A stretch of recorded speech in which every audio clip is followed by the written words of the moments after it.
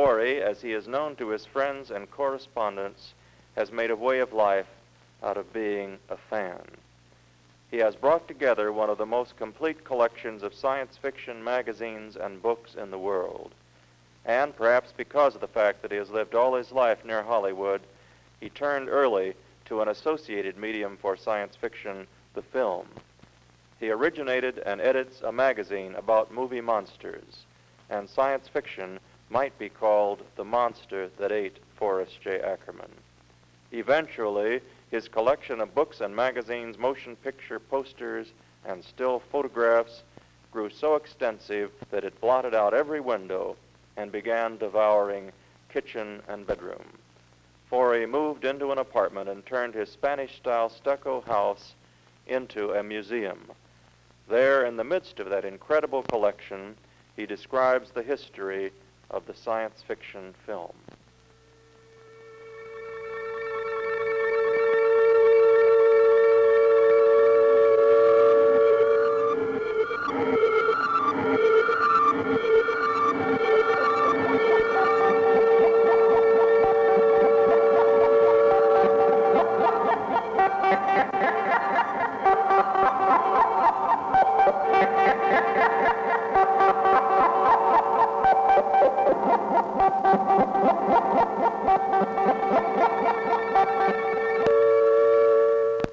My name is Forrest J. Ackerman.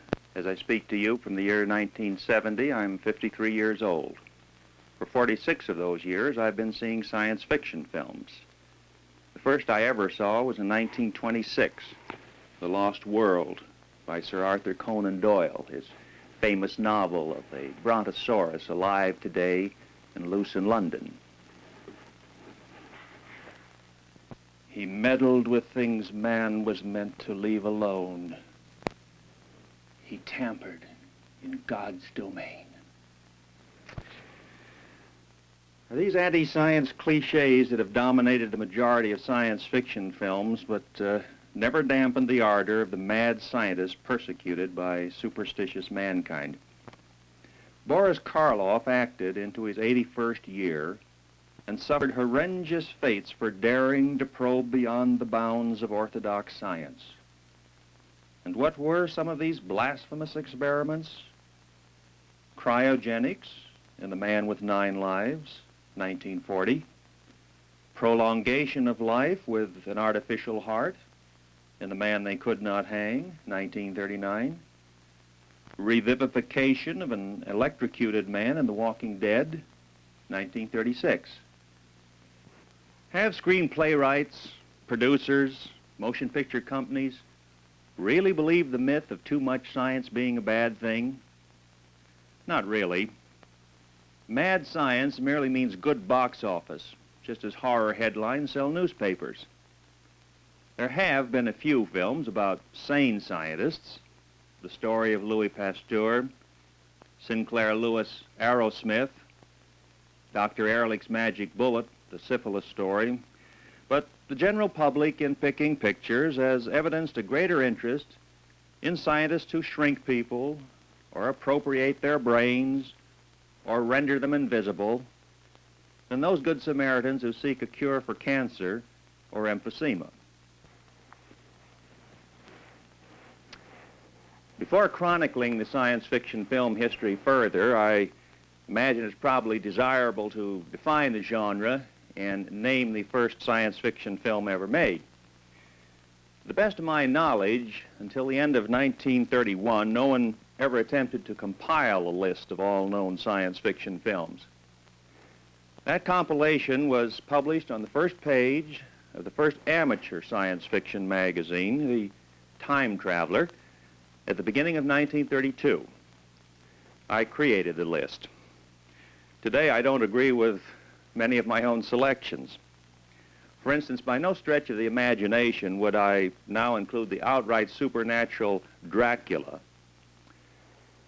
I think a science fiction film pretty well defines itself. Most of the pictures are about inventions or catastrophes outside the normal, experiments gone disastrously wrong, life on or from other worlds, the multiple extrapolations of the future.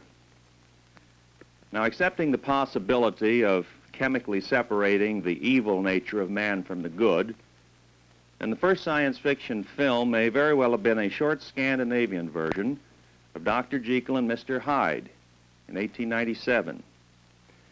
The Jekyll-Hyde syndrome, with the inevitable son and daughter sequels, seems to hold the record for remakes, with something like 25 versions to date. Ruben Mamoulian's classic of 1932 garnered an Academy Award for its star, Frederick March, in the dual role of man and monster. In 1898, Georges Méliès, the cinemagician of France, produced the short lunar fantasy, An Astronomer's Dream, following it in 1899 with a brief sequence from H. Rider Haggard's She, showing the rejuvenation of the immortal goddess in a film called Column of Fire. Best known early example of science fiction on film surviving to this day is the French 1902 combination of elements from Verne's From the Earth to the Moon and Wells' First Men in the Moon in a short science farce. In 1909, French Pathé audiences were taken on a trip to Jupiter. In the following year, the film company of Thomas Edison himself offered a trip to Mars. A daring flight repeated 8 years later by a Danish film producer with Skyship, and again in 1920 by Tower Films. In 1919, England finally filmed the first men in the moon by its most famous SF son, H.G. Wells. But it remained for the greatest animator of his time, Ray Harryhausen, to make the definitive version in 1965. A Message from Mars, 1921, was a utopian morality play transferred to film, while Radiomania, 1923, gave us an amusingly imaginative look at the weird inhabitants of our neighbor planet.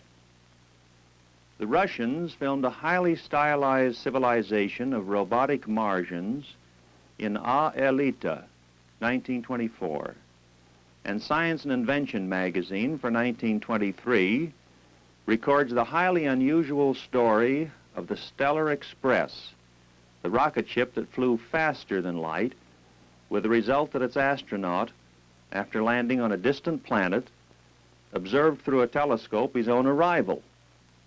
Our Heavenly Bodies, German-made in 1926, would appear to be a lost masterpiece, perhaps the most serious, ambitious space film ever made.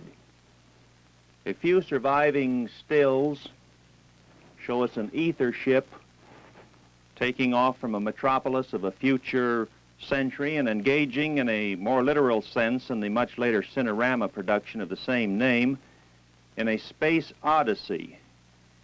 The weightlessness of the crew appears to have been convincingly portrayed. I believe the conclusion of this picture depicted several ways that the world might come to an end, as by fire or freezing, and that portions of these were incorporated in either a film called Evolution or The Mystery of Life. They were two separate pictures, one or possibly both of which I saw a single time at the beginning of the 30s.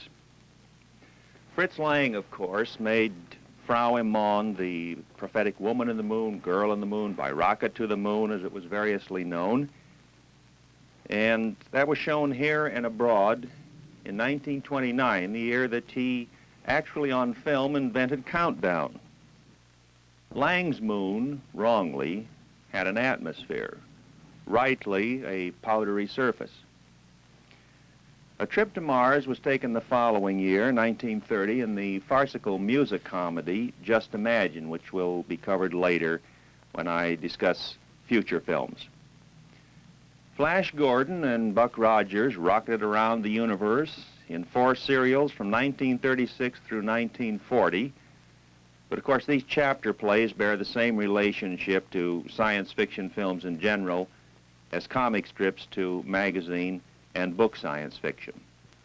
The first space film with international impact in the era of talking pictures was George Pal's Destination Moon in 1949, in color, with the fortuitous and felicitous combination of author Robert A. Heinlein and artist Chesley Bonestell collaborating closely on the creation of a memorable work, with Willie Lay as the technical advisor.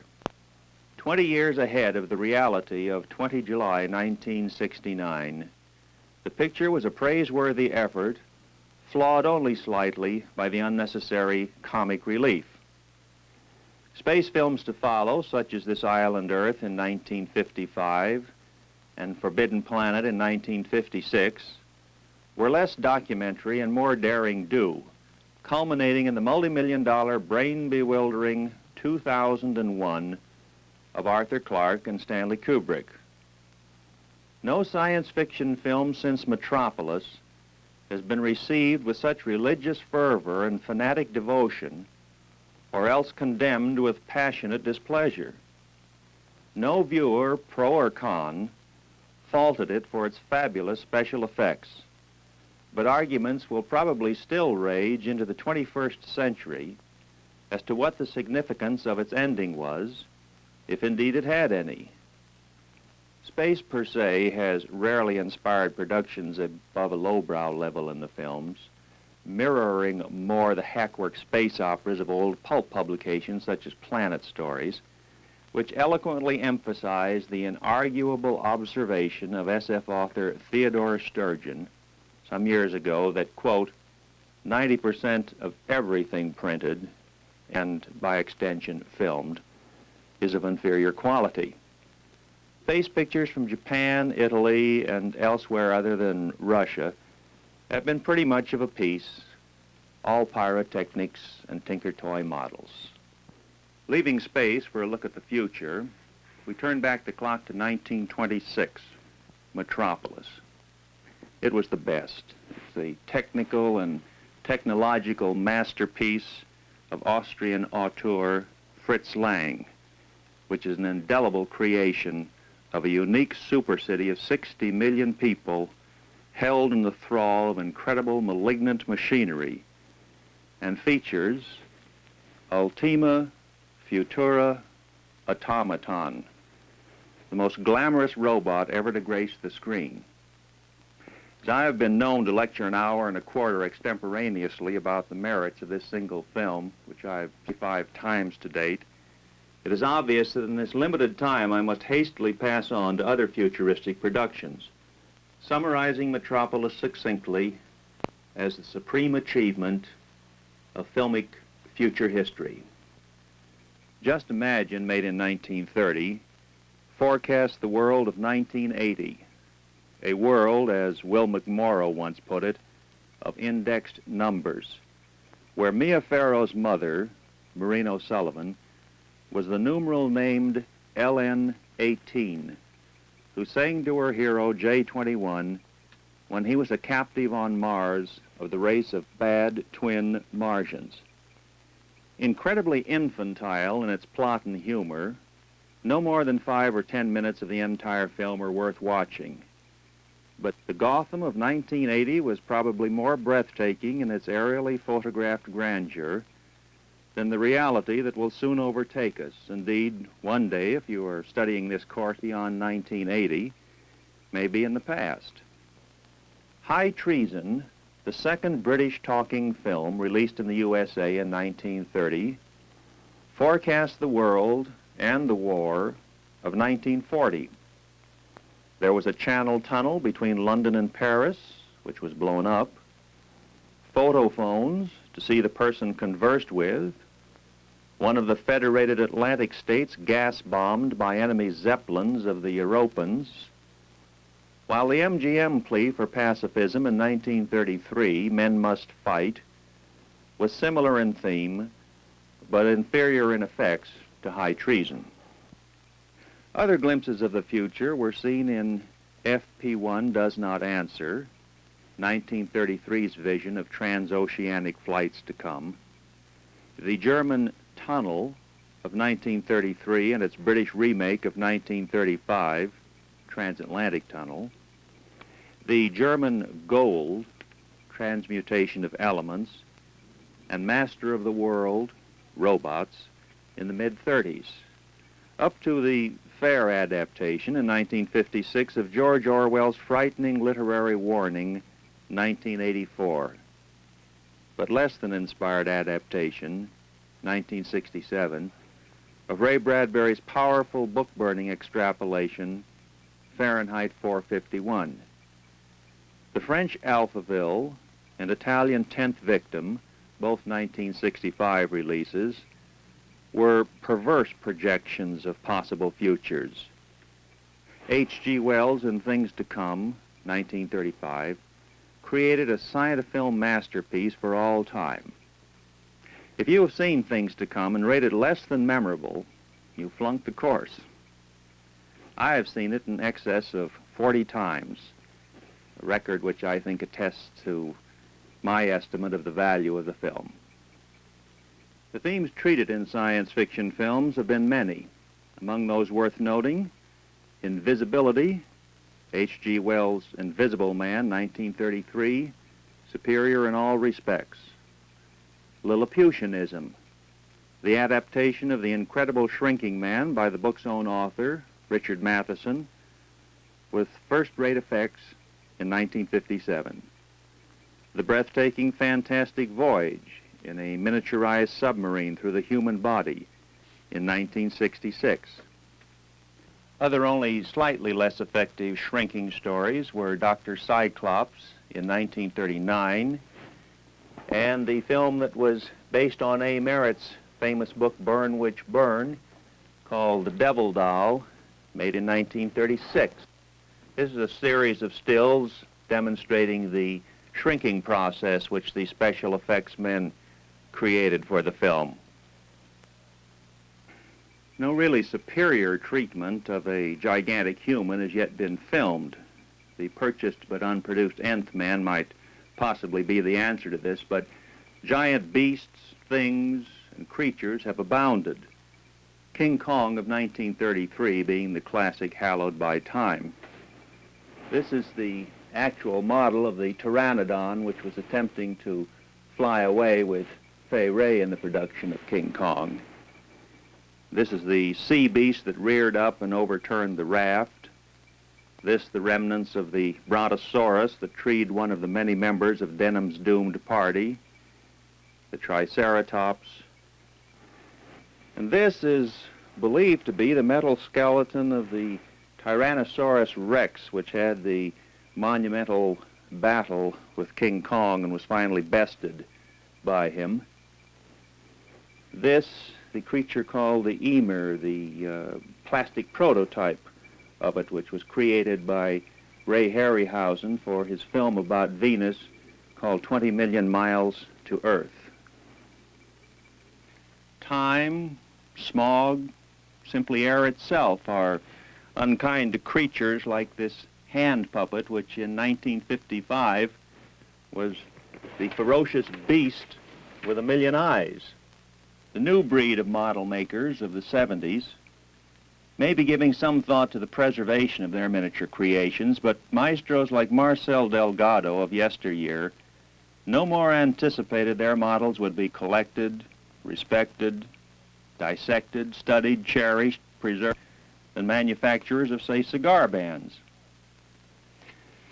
Longevity has proven a popular theme in Black Oxen of 1924, The Young Diana of 1922, The Man in Half Moon Street, 1944, and its subsequent remake, The Man Who Could Cheat Death, 1958.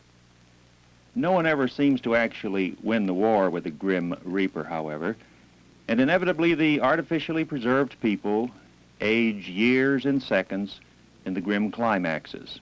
From Lost Horizon to The Leech Woman, it ritualistically happens.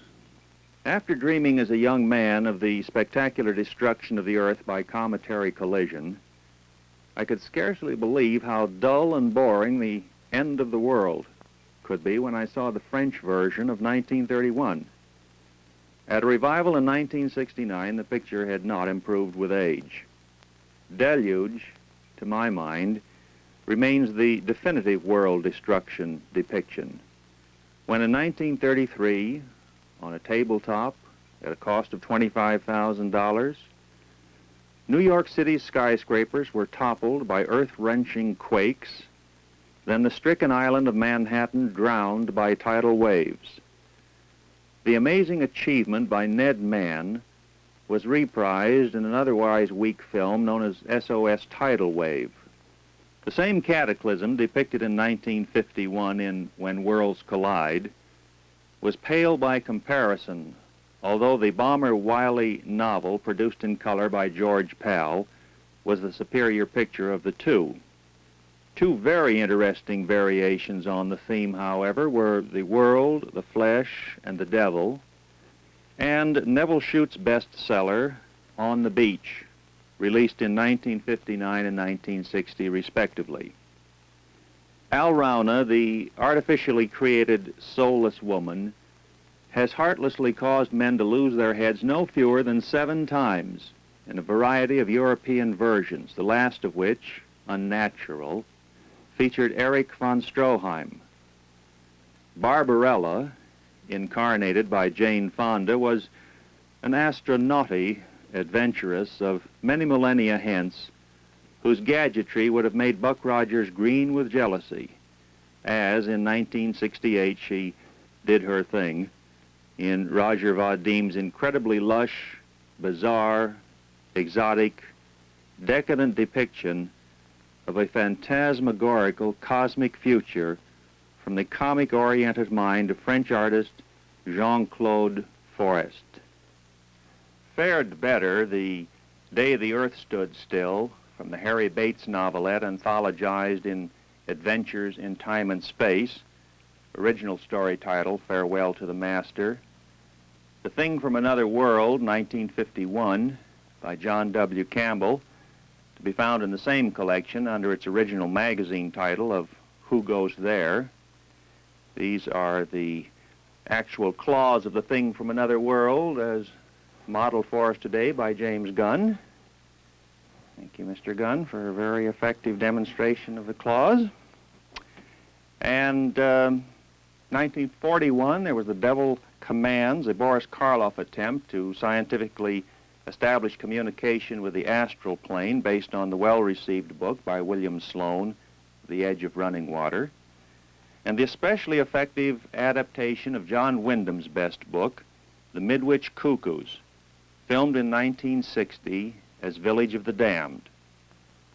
Wyndham's watershed work, The Day of the Triffids, was not quite the success of its Midwich predecessor when it reached the screen in 1963. Frankenstein, the world's #1 nightmare, conceived in the teenage mind of Mary Shelley in 1816, first reached the screen in 1910 via the film company of Thomas Alva Edison, was filmed a second time as Life Without Soul in 1915, The Monster of Frankenstein, Italian, in 1920, and then definitively in 1931 with Boris Karloff. A German serial in 6-hour-long installments called Homunculus was released in 1916 and climaxed with its soulless artificial creature meeting death at the hands of nature via a lightning bolt, as Wiley's Gladiator would do many years later. In addition to films previously called to your attention as worthwhile or outstanding, serious students of the science fiction cinema cannot afford to miss a viewing of any of the following should the opportunity afford itself. The War of the Worlds, George Pal out of H.G. Wells, with breathtaking special effects, which in fact won an Oscar in 1953. This is the actual model of the Martian war machine. The Island of Lost Souls, 1932, screenplayed from H.G. Wells' Island of Dr. Moreau, treating insidiously of the accelerated evolution of animals into manimals. The Invisible Ray, 1936, vintage Karloff and Lugosi at their mad, bad scientist at best. Dr. X, 1932, a gripping scientific mystery with a chilling climax featuring synthetic flesh. The Mysterious Island, a milestone for its time, 1929, with a subsea civilization discovered by Verne's Pioneer submarines, a creation of haunting beauty. It Came from Outer Space, 1953, about 85% pure Ray Bradbury, and in third dimension. Them, Best of the Giant Insect Tales in 1954. The Time Machine, 1960, favorite of some George Pal enthusiasts. The Planet of the Apes, 1968, an eminently satisfactory treatment of screen science fiction. Journey to the Far Side of the Sun, 1969, excelled with its realistic models, obviously influenced by the first-rate miniature work of 2001. And what conclusions are to be drawn after 70 years of science fiction on the screen? The estimate of those most knowledgeable in the field, Walter Lee and Carlos Clarence of America, Louis Gasca of Spain, John Baxter of England, Lotte Eisner, France, the Belgian Groupe d'études pour le cinéma fantastique, pronunciation of which I don't guarantee. Esperanto is my native language. But these experts estimate that a figure approaching 2,500 is the number of films which SF cineasts would agree on as having been produced during the first 7 decades of the 20th century. 2,500 films. But how many classics? How many even based on magazine stories or books? How much richer the past history of SF films could have been had producers reached into the pages of Astounding and Galaxy magazine, the minds of men like Asimov and Van Vogt and Frederick Pohl. Quality and box office are not entities alien to each other. Artistic successes can also be financial successes. The time is long past when we should already have seen Brave New World, Looking Backward, R.U.R., The Vicarian, The World Below, Ralph 124C 41 Plus, To Walk the Night, Sinister Barrier, Slan, The World of Nothing, The Voyage of the Space Beagle, Odd John, half of Heinlein, a lot of Sturgeon and Weinbaum, and Stapleton and Van Vogt and Campbell, and even much more of H.G. Wells. Pioneers of basic ideas of science fiction like Ray Cummings, Edmund Hamilton, Jack Williamson have been shamefully neglected. Their works overlooked when themes they either originated or perfected frequently were scripted by latecomers or non-entities not even associated with the field. Study the best of the past. Fritz Lang, for imaginative interpretation of his written material. Jack Pierce, for the ultimate in makeup. Boris Karloff, for integrity of performances. George Pal, for subject matter. James Whale, for direction. Carl Freund, for camera work. Marcel Delgado, for prehistoric life models. Willis O'Brien and Ray Harryhausen for animation. Kenneth Strickfaden for electrical laboratories. Max Steiner for musical scores. There were 13 golden years of science fiction films, including fantasy, and these were from 1923 through 1936. Whenever you can, see the fantastic films of this period, including The Phantom of the Opera, Siegfried, Faust, The Magician, and similar motion pictures, for there are many of the same elements in them as in the science fiction films. The dragon of Siegfried is not so different from a dinosaur of the Lost World. The laboratory of the magician could serve for the young Diana. Lastly, a personal note. I'm sure author Theodore Sturgeon would happily be made out a liar were his observed law of mediocrity to be violated, reversed, so that 90% of science fiction films became superior. and only 10% were worthless trash. I've seen every science fiction film made possible to me in approximately 50 years, more I believe than anyone else on Earth, and I plan to continue to do so until at least 2001.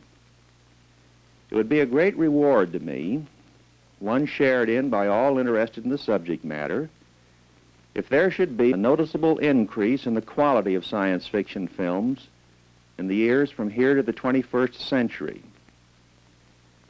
The message of Metropolis was that halfway between the hand and the brain must be the heart. Dr. Ackerman's diagnosis is that if you have it in your hearts to do so, then use your hands and your heads to improve on the past. Whenever any opportunity presents itself for you to select, project, view, criticize, or create that most challenging of motion picture art forms, the science fiction film, do so with one eye on the past and one on the future. In fact, considering the strangeness of the subject matter, it would not be amiss to operate with three eyes, by which I mean intelligence, imagination, and integrity.